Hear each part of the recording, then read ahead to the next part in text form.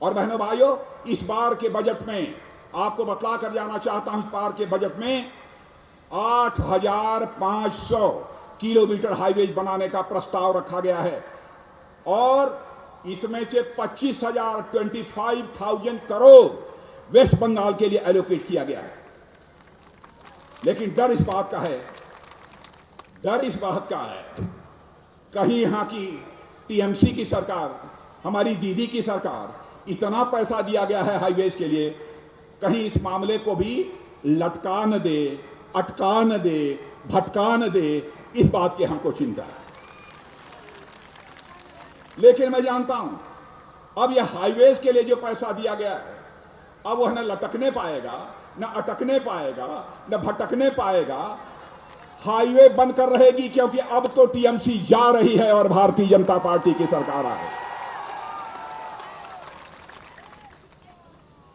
बहनों भाइयों, आप जितने लोग खड़े हैं, मैं आपसे पूछना चाहता हूं, मेरी बात गलत हो तो मत बजाइएगा ताली। आज तक अपने राजनीतिक जीवन में जनता से झूठ बोलकर, जनता को गुमराह करके मैंने कभी समर्थन नहीं हासिल किया। जब भी समर्थन हासिल किया है, जनता को की आंखों में आंख डालकर समर्थन हासिल किया। मेरी बात गलत हो तो ताली मत बजाइएगा, यदि हो सही तो ताली भी बजाइएगा और नारे भी लगाइएगा। बहनों भाइयों, प्रधानमंत्री जन धन योजना के अंतर्गत खाते खोलने का काम किसने किया है? क्यों किया है? क्यों किया है? यह मोदी जी ने खाते क्यों खुलवाए?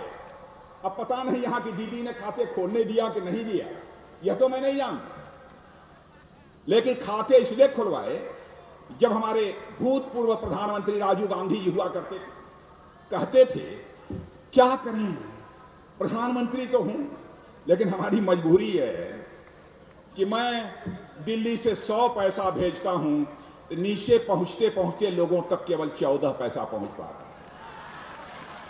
मोदी जी ने कहा कि हम मजबूर प्रधानमंत्री नहीं हैं, हम तो मजबूत प्रधानमंत्री हैं। 100 पैसा भेजेंगे और 100 पैसा नीचे से। और इतना ही नहीं, भ्रष्टाचार पर अंकुश लगेगा, इसलिए यह खाते खोलेगा। बंद तो जाने दीजिए यहां की सरकार, उसके बाद देखना मेरे बहनों, इस खाता जो खुला है आपका, उस खाते का करिश्मा क्या। आप सोए होंगे, रात को सोए होंगे और दिल्ली से पैसा चलेगा और आपके खाते में पहुंच जाएगा। जब 10 बजे जाएंगे बैंक में तो वह पैसा आपको दिखाई देगा। पहली बार किसी प्रधानमंत्री ने यह सोचा कि हमारी गरीब परिवारों की माताएं बहनें लकड़ी जलाकर, अंगीठी जलाकर खाना बनाती, आंखों में धुएं लगते हैं, आंसू निकलते हैं, खांसी आती है। क्या किसी प्रधानमंत्री ने चिंता की?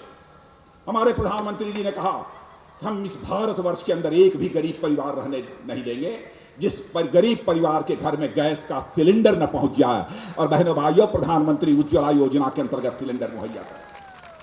लेकिन मैं जानता हूं कि जितना यहां पहुंचना चाहिए नहीं पहुंच पाया, क्योंकि राज्य सरकार को जितना सहयोग करना चाहिए राज्य सरकार ने इसमें सहयोग नहीं किया। किसने सोचा था, किस प्रधानमंत्री ने सोचा था कि हमारे गरीब परिवार की माताओं बहनों को भी नित्य क्रिया के लिए बाहर नहीं जाना चाहिए, घर में ही शौचालय होना चाहिए। बहनों भाइयों, मां बहनों की इज्जत और असमत की भी चिंता किसी ने की तो हमारे प्रधानमंत्री नरेंद्र भाई मोदी ने। केवल मेरी बात गलत हो बहन तो बतलाना, गलत है, सही है तो हाथ उठाकर बहनों आप लोग बतला दो। और लेकिन यहां की टीएमसी की सरकार ने क्या, हमारी दीदी की सरकार ने क्या किया? केवल 64 लाख शौचालय बनाए। आप भरोसा रखना, जिनके घरों में शौचालय नहीं है, जिनके घरों में टॉयलेट नहीं है, पश्चिम बंगाल में हमारी सरकार बनेगी, टॉयलेट हम बनाकर ही दम लेंगे, आपको भरोसा दिया। क्या हो गया है पश्चिम बंगाल? क्या कर दिया है सीपीएम और टीएमसी की सरकारों ने 44 साल वर्षों में? बहनों भाइयों, पूरा भारत नवीन शताब्दी में जी रहा है, पूरा भारत नवीन शताब्दी में जी रहा है और हमारा यह पश्चिम बंगाल 19वीं शताब्दी में जी रहा है। हम आपको 19वीं शताब्दी में हम नहीं देखना चाहते हैं बहनों भाइयों, हम आपको 21वीं शताब्दी में देखना चाहते हैं, 19वीं शताब्दी में हम नहीं देखना चाहते। इसलिए हम अपनी सरकार बनाना चाहते हैं।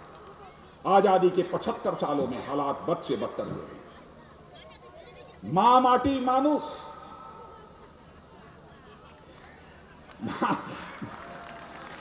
हे भगवान रक्षा करो, ये क्या हो गया? मां माटिस मां माटी अमानुस, तीनों की सुरक्षा की गारंटी देकर टीएमसी ने अपनी सरकार बनाई। बहनों भाइयों, मैं जो जानता हूं आप मुझसे बेहतर जानते होंगे, आज न मां सुरक्षित है, न माटी सुरक्षित है, न मानुष सुरक्षित है। अराजकता का बोलबाला, पॉलिटिकल वायलेंस, राजनीतिक हिंसा का सिलसिला दौर चल रहा है। हमारे 150 कार्यकर्ता मारे गए, कौन देगा इसकी कीमत? मैं दीदी आपसे पूछना चाहता, क्या किसी मुख्यमंत्री की यह जिम्मेदारी नहीं बनती है? कानून और व्यवस्था उसके राज्य में चुस्त दुरुस्त हो। मैं भी उत्तर प्रदेश का मुख्यमंत्री रहा हूं बहनों। पहली जिम्मेदारी लॉ एंड ऑर्डर की सुरक्षा के लिए किसी की होती है, उस राज्य के मुख्यमंत्री की। क्यों हिंसाएं हो रही? पिछले 7-8 वर्षों में हमारे लगभग 150 से 200 कार्यकर्ता मारे गए, 1500-2000 घायल हो। ये कैसे हमारे कार्यकर्ता काम करते हैं? मैं सचमुच अपने भारतीय जनता पार्टी के कार्यकर्ता जिस मुसीबत में, जिस चुनौती में उन्हें काम करना पड़ता है, मैं उनका अभिनंदन करना चाहता हूं। ऐसे सभी कार्यकर्ताओं का ऐसे हालात बना दिए। बहनों भाइयों, हम यदि किसी राज्य का विकास करना चाहते हैं, सुरक्षा, सिक्योरिटी, यह पहली शर्त होती है। डेवलपमेंट की पहली शर्त होती है सिक्योरिटी, सुरक्षा। देखो सुरक्षा है ही नहीं, और ऐसी सरकार हमको नहीं चाहिए जो सरकार जनता को सुरक्षा दे ही न सके। और ऐसा नहीं मैं कह रहा हूं, आपके बगल का ही बांग्लादेश है, आपके बगल में ही त्रिपुरा है। त्रिपुरा में भी ऐसे ही कम्युनिस्ट पार्टी की सरकार थी 25 वर्षों से। राजनीतिक हिंसा, दूसरे पार्टियों के कार्यकर्ताओं की हत्या, अराजकता का माहौल। आज त्रिपुरा जाकर देखिए बहनों भाइयों, भारतीय जनता पार्टी की सरकार आई है, त्रिपुरा का माहौल बदल गया है बहनों भाइयों। पहले जैसा आप त्रिपुरा में गया। सभी को सुरक्षा की गारंटी, सभी को सुरक्षा की गारंटी। लोग ये कहते हैं भारतीय जनता पार्टी आएगी तो मजहब धर्म के आधार पर भेदभाव करेगी। मैं 2 टूक शब्दों में कहना चाहता हूं, हम जाति, पंथ, मजहब के आधार पर सरकार नहीं चलाएंगे। हम सरकार चलाएंगे तो इंसाफ और इंसानियत के आधार पर चलाएंगे बहनों भाइयों। Justice to all, appeasement of none, न्याय सभी को, तुष्टीकरण किसी का नहीं। यही हमारे सरकार चलाने का सिद्धांत हो और इसी आधार पर हम सरकार चलाएंगे। विडंबना यह है, चौंकाने वाली बात यह है कि यहां की टीएमसी की सरकार ने पॉलिटिक्स को पीपुल के ऊपर मान लिया, राजनीति को लोगों के ऊपर मान लिया। और बहुत सारी ऐसी योजनाएं, यही कारण है कि बहुत सारी योजनाएं जो केंद्र सरकार ने लागू की, यहां की सरकार ने लागू ही नहीं। गरीबों के लिए योजनाएं हमारे मोदी जी ने प्रारंभ की हैं। देश के दूसरे राज्य गरीबों को दे रहे हैं, आदिवासियों को दे रहे हैं, पिछड़ों को दे रहे हैं, लेकिन यहां पर नहीं मिल रहा। मैं प्रधानमंत्री आवास योजना, चले जाइए दूसरे राज्यों में बहनों भाइयों, पता लगा लीजिए। आज भी मैं कहकर जा रहा हूं, आप सरकार बना दीजिए पश्चिम बंगाल में। देश में तो हमने 2022 का टारगेट दिया है मोदी जी ने, लेकिन पश्चिम बंगाल में थोड़ा सा 1 साल 1.5 साल अधिक लग सकता है, क्योंकि नई सरकार बनेगी तो उसको समय लगेगा। हम पश्चिम बंगाल में एक भी परिवार ऐसा नहीं रहने देंगे जिस परिवार के पास अपना सिर ढकने के लिए पक्का छत न मुहैया हो। ऐसा एक भी परिवार नहीं रहने देंगे। प्रधानमंत्री किसान सम्मान निधि भारत के इतिहास में कभी नहीं हुआ। हमारे प्रधानमंत्री ने कहा कि भाई ऐसा करो, खाते सबके खुल गए हैं, इसलिए हर किसान के खाते में हर साल 6,000 रुपया डालो। अब यहां की सरकार ने कहा नहीं नहीं, बंगाल के किसानों को नहीं चाहिए, यहां के किसानों को नहीं मिला। मिला है कि नहीं, मैं आपसे पूछना चाहता हूं। नहीं मिला ना? आप बतलाइए, मिला है कि नहीं? जरा उधर खड़े हैं, उधर चारदीवारी के बाद। तो आज मेरी बात सुन लेना, आप हमारी सरकार बना दो बहने भाई, हम आपको विश्वास दिलाकर जाना चाहते हैं। 6,000 रुपया हर साल का जो पिछला बकाया है वह भी हम आपको देंगे, और आगे भी जो देना है वह भी हम किसानों को मुहैया कराएंगे। हम आपको विश्वास दिलाकर जाना चाहते हैं। एक बात और, आयुष्मान भारत। बहन भाइयों, एक योजना हम लोगों ने चलाई है, आयुष्मान भारत। आपसे मैं पूछना चाहता हूं, आप लोग जो हैं, आयुष्मान भारत योजना ऐसी योजना है कि यह दुनिया में ऐसी योजना किसी सरकार ने नहीं चलाई है, केवल मोदी जी ने चलाई है। जानते हैं बहनों भाइयों, गरीब का बेटा दवा न खरीद पाने के कारण दम तोड़ देता है, डॉक्टर के पास जाकर अपने परिवार का, अपने बच्चों का इलाज नहीं करा पाता। मोदी जी ने कहा यह हमको मंजूर नहीं है। उन्होंने आयुष्मान भारत योजना सारे देश के लिए लागू कर दी है। अब यहां सरकार बनेगी, आयुष्मान भारत का कार्ड आपके हाथों में होगा। सुन लो ध्यान से, आयुष्मान भारत का कार्ड आपके हाथों में होगा। ताली मत अभी मत बजाओ। आयुष्मान भारत का कार्ड आपके हाथों में होगा और प्रतिवर्ष 5 लाख रुपए तक का मुफ्त में आपका इलाज होगा। यह है आयुष्मान भारत। और यदि एक साल में आपकी 5 लाख खर्च करने के बावजूद भी तबीयत ठीक नहीं होती है, तो अगले साल के लिए भी 5 लाख रुपया हमारी सरकार खर्च करेगी। यह है आयुष्मान भारत योजना। यह किसी देश में लागू नहीं है। मैं कहना चाहता हूं ममता दीदी, क्या राजनीति केवल सरकार बनाने के लिए की जानी चाहिए? मैं आपसे पूछता हूं मेरे बहन, क्या राजनीति केवल सरकार बनाने के लिए की जानी चाहिए? बहनों भाइयों, हम लोग राजनीति केवल सरकार बनाने के लिए नहीं करते हैं। हम राजनीति करते हैं तो देश बनाने के लिए राजनीति करते हैं, समाज बनाने के लिए राजनीति करते हैं। यह दूसरी पार्टियों में, हमारी पार्टियों में अंतर है। और यहां पर जो भ्रष्टाचार है, यहां पर जो हिंसा है, राजनीतिक हिंसा है, इसको भ्रष्टाचार, राजनीतिक हिंसा को मैं कोविड-19, कोरोना इसे कहते हैं, जैसी महामारी में मानता हूं। भ्रष्टाचार और राजनीतिक हिंसा यह पश्चिमी बंगाल की एक महामारी है, पैंडेमिक है, कोरोना जैसी। और बहनों भाइयों, भ्रष्टाचार की इस महामारी की वैक्सीन भारत में यदि किसी के पास है तो वह केवल भारतीय जनता पार्टी के पास है, हमारे प्रधानमंत्री के पास है, और किसी के पास नहीं। हमने कभी तोलाबाज का नाम नहीं सुना। तोलाबाज क्या होता है? तोलाबाज क्या होता है जानते हैं? तोलाबाजी हम तो सुने ही नहीं। पहली बार मैंने लोगों से पूछा कि तोलाबाज होता क्या, तो बतलाया कि तोलाबाजी से करते। अब कटमनी चटसाफ, अजीबोगरीब हालत है। कहां चला जाता है?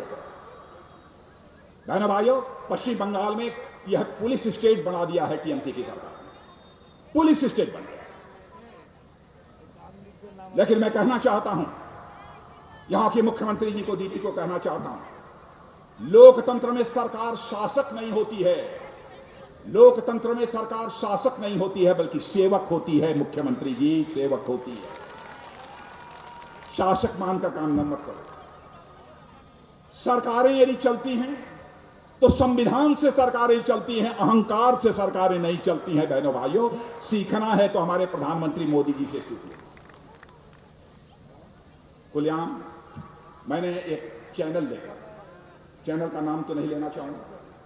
चैनल पर यार आप पश्चिम बंगाल में बम बनाने वाले, बम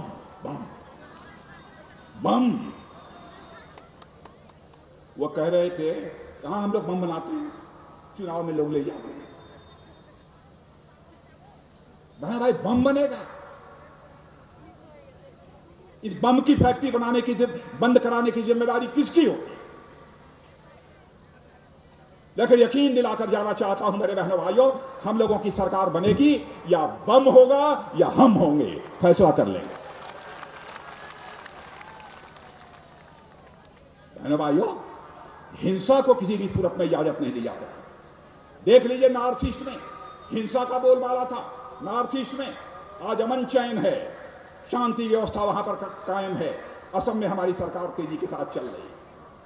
और बहनों भाइयों, कई चीज जो यहां की बंगाल की मां की कोख से पैदा हुए डॉक्टर श्यामा प्रसाद मुखर्जी ने की, सरकार बनने के बाद हम लोग पूरा कर रहे हैं। जम्मू कश्मीर की धारा 370 को चुटकी बजाकर हम लोगों ने समाप्त कर दिया। किसके कहने पर किया? इसी बंगाल की मां की कोख से पैदा हुए डॉक्टर श्यामा प्रसाद मुखर्जी, जिन्होंने हमारी पार्टी बनाई है, उनके कहने पर ही यह किया। आतंकवाद के खिलाफ सीमा पर हम लोग प्रभावी कार्रवाई कर रहे हैं, यह बतलाने की आपको जरूरत नहीं है। सरकार हमारी कैसी है, इसके बारे में बहुत चर्चा तो नहीं करना चाहता, लेकिन कुछ करना पड़ेगा। चाइना और भारत के बीच इधर कुछ टसल हुई थी, मालूम है हुआ।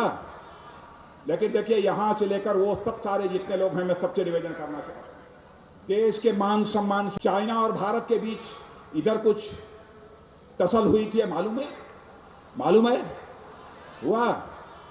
लेकिन देखिए, यहां से लेकर वो सब सारे जितने लोग हैं, मैं सबसे निवेदन करना चाहता हूं, देश के मान सम्मान स्वाभिमान का प्रश्न। मेरे बहनों भाइयों, हमारे सेना के जवानों ने जिस शौर्य और पराक्रम का परिचय दिया है, बहनों भाइयों, आज सारी दुनिया में भारत का मस्तक ऊंचा हो गया है। ऐसे सेना के जवानों का हाथ उठाकर सभी के द्वारा हार्दिक अभिनंदन किया जाना चाहिए, उनका स्वागत किया जाना चाहिए। और आज आपको याद है, बालाकोट की एयर स्ट्राइक आज यही के दिन 2019 में हुई थी। आज यही के दिन हुई थी।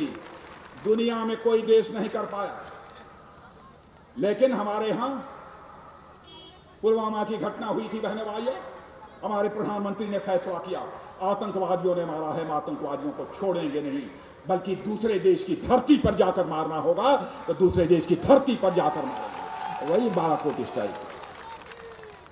और मैं कहना चाहता हूं, यहां से लेकर वहां तक जितने आप सब खड़े हैं, एक बार हाथ उठाकर एयरफोर्स के जवानों के सम्मान में एक बार बहनों भाइयों तालियां बजाकर उनका स्वागत कर दीजिए।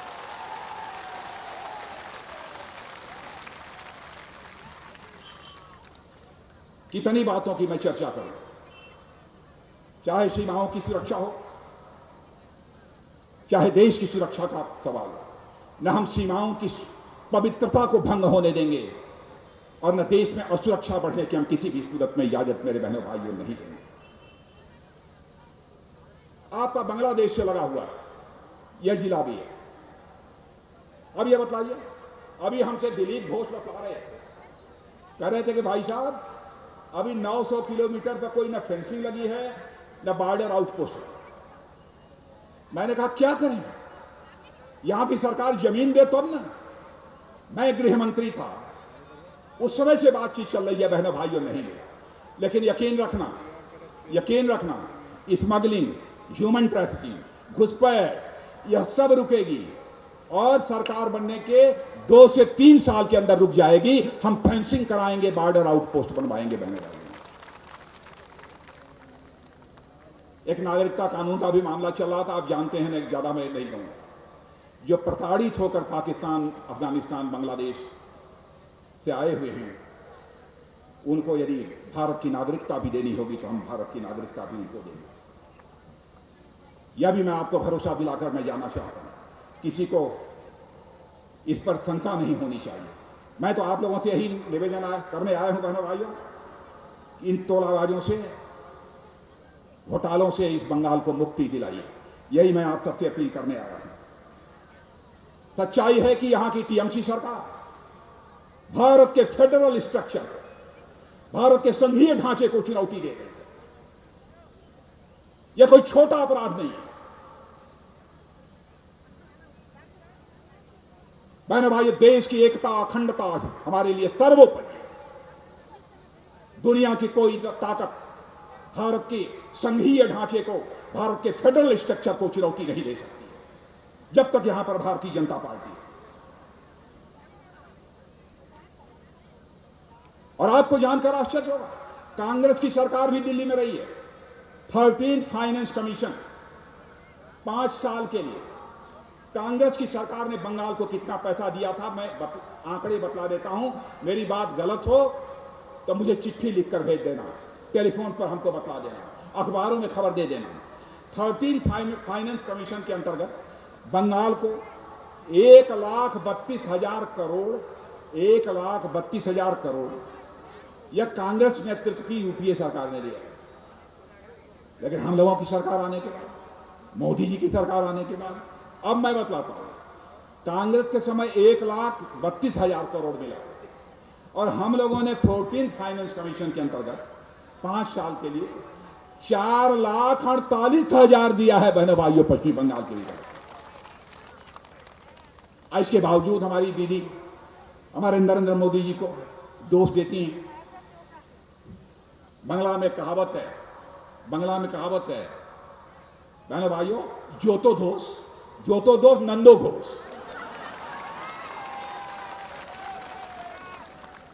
तो हमारे मोदी जी को नंदो घोष बनाना चाहते हैं। नहीं होगा दीदी, नहीं होगा।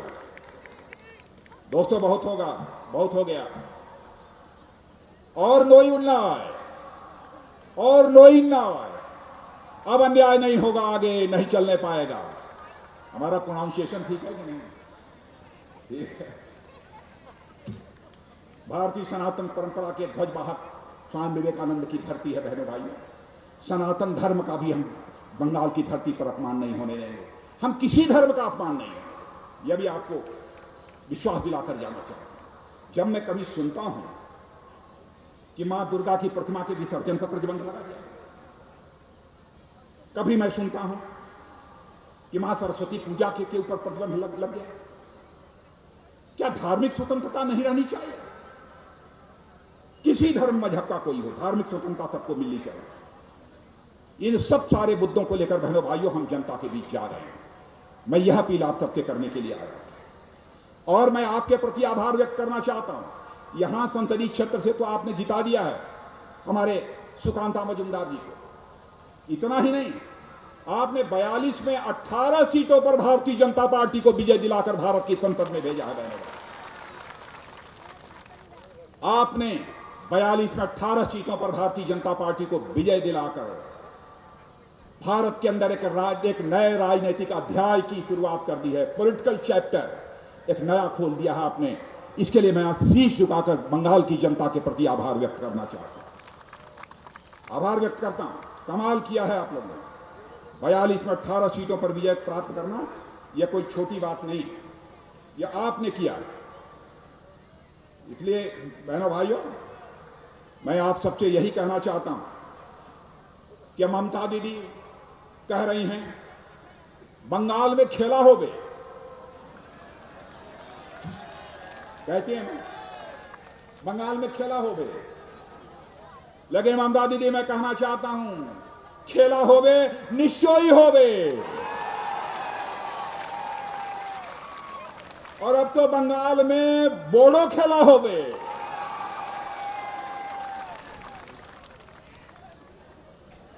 यही खेला विकास का खेला हो गए। यही खेला शांति का खेला हो गए। चलेगा? अरे चलेगा ना ही, पीछे से लोग भी हाथ उठा के बताए दौड़ेगा कि चलेगा? दौड़ेगा। ममता दीदी बंगाल में आई दादागिरी चोलबे ना।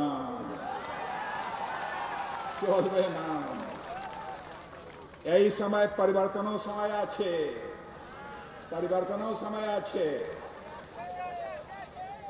आप लोग जो खड़े हैं ये सही है, परिवर्तनों अच्छे या नहीं है?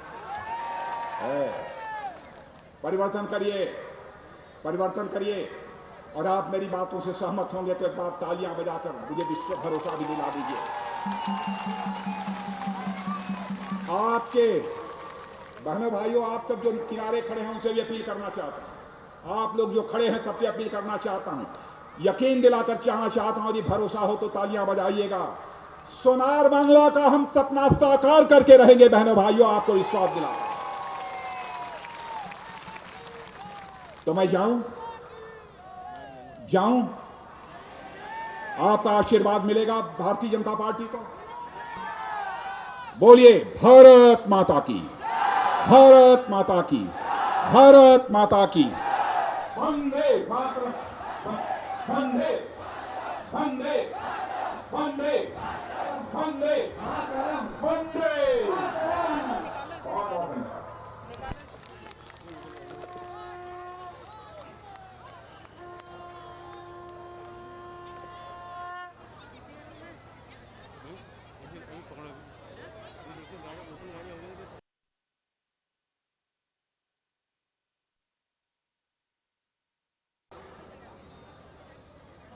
जनता के लिए अपना कलेजा दिल पर लेकर लड़ने वाले ऐसे हमारे श्री दिलीप घोष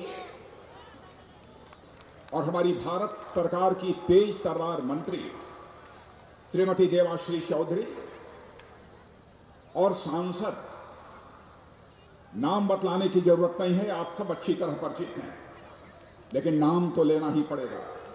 पहली बार आपके सांसद सुकांता मजुमदार का भाषण मैंने सुना है बहनों भाइयों, और संसद में भी सुकांता मजुमदार का मैंने भाषण सुना।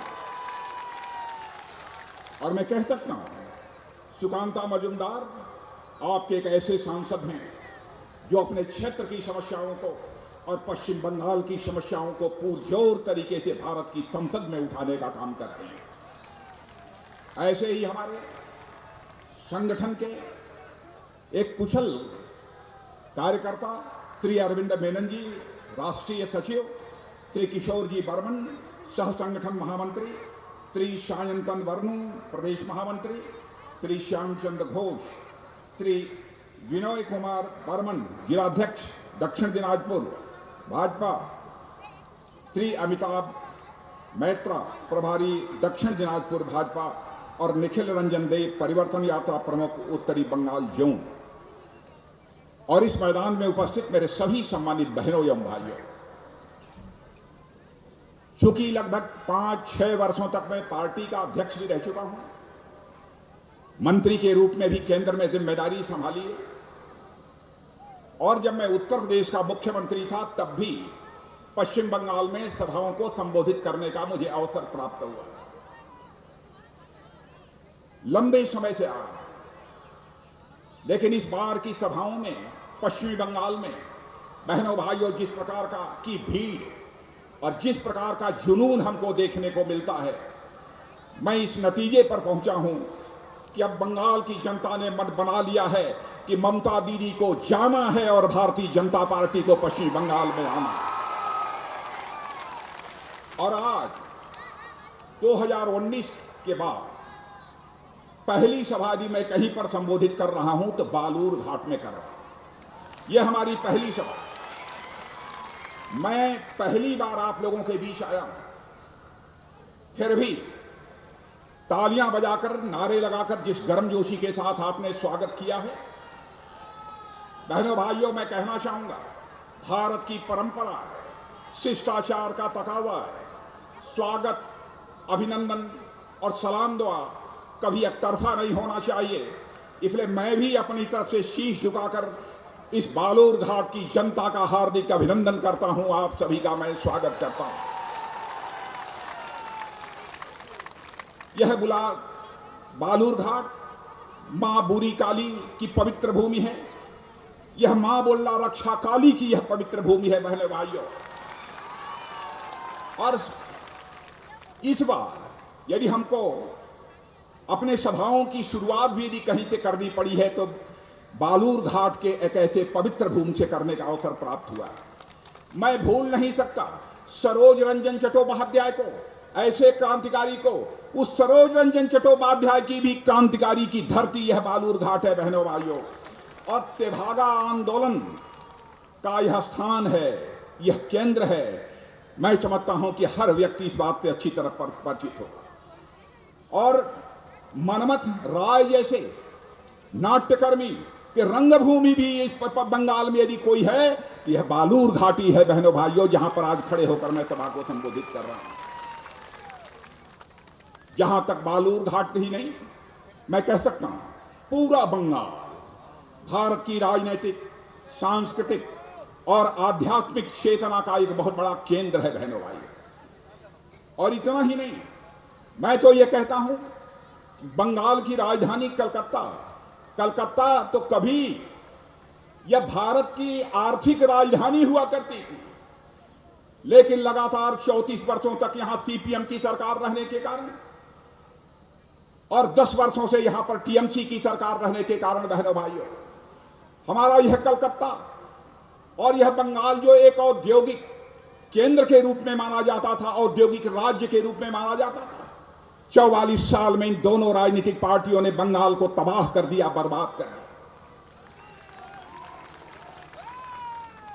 बंगाल की भूमि के महत्व को केवल बंगाल के लोग ही नहीं जानते, दुनिया के दूसरे देशों में रहने वाले जो लोग भी भारत के बारे में जानते हैं उनको इस बात की अच्छी तरह जानकारी है। यह पश्चिमी बंगाल भारत का एक ऐसा राज्य है जहां पर कि चैतन्य महाप्रभु पैदा हुए। यह बंगाल भारत का वह राज्य है जहां स्वामी रामकृष्ण परमहंस पैदा हुए, और यह बंगाल वह राज्य है भारत का जहां पर स्वामी विवेकानंद जैसे सनातन धर्मी पैदा हुए। और साथ ही साथ यह बंगाल महर्षि अरविंद की धरती है बहनों भाइयों, इस बात को भी सभी अच्छी तरह जानते हैं। रामकृष्ण परमहंस की धरती है, रविंद्रनाथ ठाकुर की यह धरती है। और सब तो सब आज जिस राजनीतिक पार्टी के हम सब कार्यकर्ता हैं, जितने मंच पर बैठे हुए हैं बहनों भाइयों, हम लोग यदि हम किसी की विचारधारा को लेकर, किसी के दर्शन को लेकर, किसी के कार्यक्रम को लेकर भारत की राजनीति में अपने कदम आगे बढ़ा रहे हैं, तो यह विचारधारा देने का काम, पार्टी के कार्यक्रमों का देने का काम यदि किसी ने किया था, उस शख्स ने किया था जो कि इसी बंगाल की मां की कोख से पैदा हुआ था, बंगाल की धरती पर खेल कूद कर बड़ा हुआ था, जिसका नाम है डॉक्टर श्यामा प्रसाद मुखर्जी। हम उन्हीं के रास्ते पर आगे बढ़ गए। आदरणीय अटल बिहारी वाजपेयी जी के नेतृत्व में मिली जुली सरकार बनी थी। कभी यह कोई सोचता नहीं था कि डॉक्टर श्यामा प्रसाद मुखर्जी ने जो बीजारोपण किया है जिस राजनीतिक दल का, आज वह बीज एक बट वृक्ष के रूप में भारतीय जनता पार्टी के रूप में सारी दुनिया के सामने खड़ा हो जाएगा, कभी किसी ने सोचा नहीं।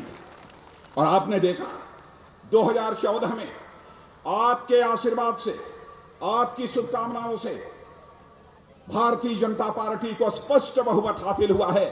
2014 में भी हासिल हुआ, 2019 में उससे ज्यादा सीटों पर आपने विजय दिलाई है मेरे भाइयों। और नरेंद्र भाई मोदी भारत के प्रधानमंत्री हैं। दुनिया के सर्वाधिक लोकप्रिय नेताओं में भी गणना होती है तो आपके हमारे प्रधानमंत्री नरेंद्र भाई मोदी की हो। कौन इस सच्चाई को नकार सकता है? अंतरराष्ट्रीय जगत में, सारी दुनिया में भारत का मस्तक यदि ऊंचा करने का काम किया है तो हमारे प्रधानमंत्री नरेंद्र भाई मोदी ने किया है। यह कोई छोटी बात नहीं। विकास और सुशासन, डेवलपमेंट और गुड गवर्नेंस का जहां तक सवाल है, 7 साल गुजर गए हम लोगों को सरकार चलाते हुए। भारत ही नहीं, दुनिया का कोई व्यक्ति उंगली उठाकर नहीं कह सकता है बहनों भाइयों कि हमारी सरकार के किसी मंत्री के दामन पर कोई भ्रष्टाचार की दाग लगी हुई हो, कोई नहीं कहता।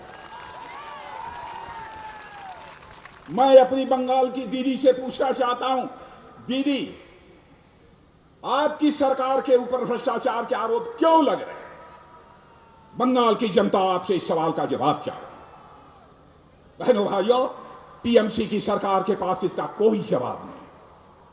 विकास का जहां तक सवाल है, कम्युनिस्ट पार्टी के लोगों से पूछना चाहता हूं, कांग्रेस के लोगों से पूछना चाहता हूं, 34 साल लगातार कम्युनिस्ट पार्टी की सरकार रही है, क्या बंगाल में विकास किया? 10 वर्षों से यहां पर टीएमसी की सरकार है। क्या विकास हुआ है यहां पर? मैं यकीन दिलाकर जाना चाहता हूं बहनों भाइयों, और मेरी बातों पर आपको भरोसा न हो, यकीन न हो, जिन राज्यों में हमारी सरकारें हैं वहां जाकर आप देख लीजिए। 5 वर्षों में हम बंगाल की तकदीर को बदल देंगे बहनों भाइयों, तस्वीर को बदल देंगे, हम आपको यकीन दिलाना चाहते हैं। सरकार चलाने की कला यदि किसी के पास है तो वह भारतीय जनता पार्टी के पास है, और एक मोदी जी जैसा सशक्त और प्रभावी नेतृत्व भी मिला है।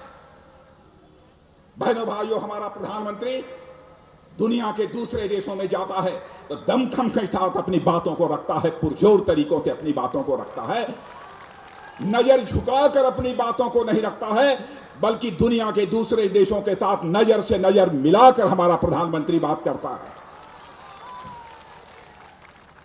जहां तक विकास का सवाल है, मैं दूर नहीं ले जाना चाहूंगा आपको, मैं यहीं दिनाजपुर की मैं बात करना चाहता हूं। हमारे सुकांता जी मजूमदार यहां पर आपके सांसद बैठे हैं, मैं इसका श्रेय इनको भी देना चाहता हूं। इन्होंने भरपूर कोशिश की। दिनाजपुर में रेल कनेक्टिविटी का जहां तक सवाल है, मैं कह सकता हूं हमारी सरकार आने के बाद पहले से हालात सुधरे हैं, बेहतर हुई है। यह सच हो तो ताली बजाइएगा, न हो तो मत बजाइए।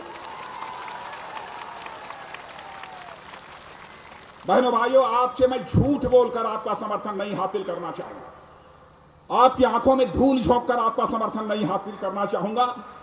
आपका समर्थन यदि हासिल करना चाहूंगा तो आपकी आंखों में आंख डालकर मैं आपका समर्थन हासिल करना चाहूंगा।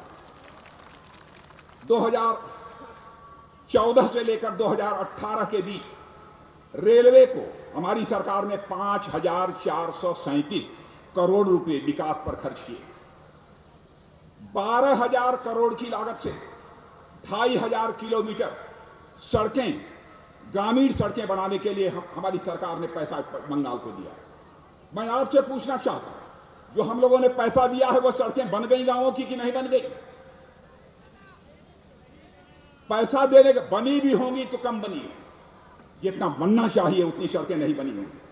764 किलोमीटर सेवा।